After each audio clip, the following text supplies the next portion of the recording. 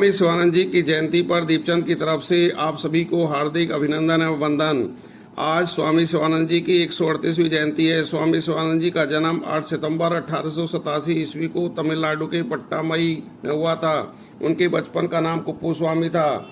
स्वामी जी के पिताजी का नाम श्री PS वेंगु अय्यर था, जो कि एक राजस्व अधिकारी थे तथा एक महान शिव भक्त भी थे। उनकी माताजी का नाम श्रीमती पार्वती अम्बल था, जो कि एक धार्मिक प्रवृत्ति की महिला थीं।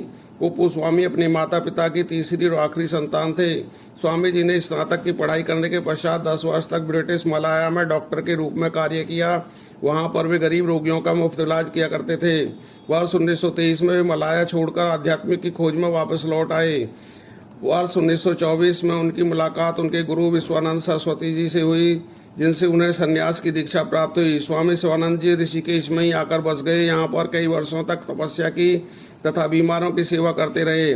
वर्ष 1927 में बीमा पॉलिसी से मिले कुछ पैसों से उन्होंने लक्ष्मण झूला में एक धर्मार्थ औषधालय चलाया था।